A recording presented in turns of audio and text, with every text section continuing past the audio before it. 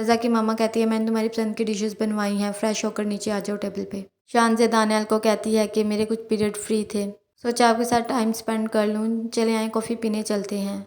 हमदान कहता है मुझे बहुत काम है, हम यहीं पे अच्छी सी कॉफ़ी पी लेते हैं। वो कॉफ़ी मंगवाता है।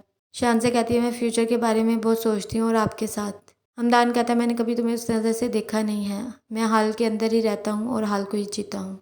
आयमा कहती है मुझे यकीन नहीं आ रहा अम्मी ने तुमसे ये सब कहा है। वो रिंग आयना के हाथ में पहनाती है और रज़ा को पिक सेंड कर देती है। रज़ा शान के साथ गेम खेल रहा होता है, जैसे नोटिफिकेशन आता है अपने रूम में चला जाता है और आयना को कॉल करता है। आयना कहती है कैसे हैं, तो रज़ा कहता है आपके बगैर अधूरा, आपके साथ मुकम्मल। आयना कहती है हमारे यहाँ रिंग भिजवाने का कोई ख़ास मतलब होता है। रज़ा कहता है मैं तुम्हारे मुंह से सुनना चाहता हूँ, यही कि हमारे दरमियान एक मजबूत रिश्ता कायम हो। मैं भी यही चाहता हूँ, मैं तुम्हारे बगैर नहीं रह सकता। उस्मान अपनी अम्मी को कहता है आयना का नंबर 2-2 घंटे बिजी रहता है, अपने दोस्तों से बात करने के लिए टाइम है लेकिन मेरे साथ नहीं। उसकी अम्मी कहती है तुम उसके घर चले जाओ, तो कहता है मामी ने जितनी मेरी इंसल्ट की थी मैं नहीं जाऊँगा। रज़ा का डैडू से कहता है तुम मेरे इकलौते बेटे हो, अब बिज़नेस को ज्वाइन करो। रज़ा कहता है हमदान संभाल तो रहा है, तो उसका डैड कहता है हमदान मेरा वारिस नहीं है, तुम मेरे वारिस हो। रज़ा हमदान को आकर बताता है कि आयना ने मेरी मोहब्बत को कबूल कर लिया है। हमदान कहता है लेकिन वो तो ऐसी लड़की नहीं थी। रज़ा कहता है मैं भी कोई आम लड़का नहीं हूँ, पहले तुम कहते थे वो मेरी मोहब्बत एक्सेप्ट नहीं करेगी, कर लिया तो ये कह रहे हो। हमदान कहता है तुम मोहब्बत में सीरियस हो चुके हो, अगर तुम्हें अपनी मोहब्बत ना मिली तो तुम्हारा दिल टूटेगा, इसलिए मैं तुम्हारे लिए पॉजेसिव हूँ। उस्मान खीर देने आता है और कहता है आयना को बुलाएं।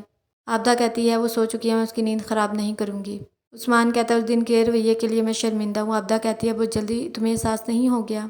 उस्मान कहता है मुझे अब समझ आई कि आयना मेरी बात का यकीन क्यों नहीं करती, जैसी माँ वैसी बेटी। रज़ा हमदान को कहता है आयना के लिए मैं अपनी जान भी दे सकता हूँ। रज़ा आयना को बताता है कि मैं तुम्हें मिलना चाहता हूँ, इसलिए बाबा को खुश करने के लिए ऑफिस में आया हूँ। आयना कहती है आप मेरे लिए इतनी जल्दी उठकर ऑफिस गए हैं। रज़ा कहता है मैं तुम्हारे लिए जान भी दे सकता हूँ।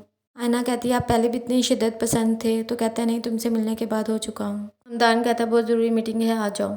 रज़ा कहता है मीटिंग भी अटेंड करनी पड़ेगी। हमदान कहता है काम भी करना पड़ेगा। उस्मान आयना को कॉल करता है। आयना कहती है मुझे आपसे कोई बात नहीं करनी। उस्मान कहता है तुम्हें मेरी बात सुननी होगी। उस्मान कहता है तुम 2-2 घंटे किससे बात करती हो, तो कहती है मैं तुम्हें जवाबदार नहीं हूँ। उस्मान कहता है मैं तुम्हारा मंगेतर हूँ, तुम मुझे जवाब दोगी। हमदान शानज़े को अच्छे से रेस्टोरेंट में लेकर आता है। शानज़ अपनी मोहब्बत का इजहार करती है, लेकिन हमदान कहता है कि मेरे दिल में ऐसी कोई फीलिंग्स नहीं है। उस्मान कहता है मैं लोन ले आया हूँ, आप कपड़े और जेवरात खरीदें। अगर हमने घर रेनोवेट करवाया तो आपकी भतीजी हाथ से निकल जाएगी, उन लोगों के तेवर बदले हुए हैं। मामी ने कहा है वो आयना की शादी मुझसे नहीं होने देंगे, खुद भी जहर खा लेंगी और उसे भी जहर दे देंगी। आबदा महमूद को कहती है उस्मान का रवैया आयना के साथ बिल्कुल ऐसे जैसे मुलाजमा के साथ हो। महमूद कहता है तुम्हें गलत फहमी है। आबदा कहती है उस्मान आयना के लिए बेस्ट ऑप्शन नहीं है, तो कहता है और किसी से आयना की शादी नहीं होगी।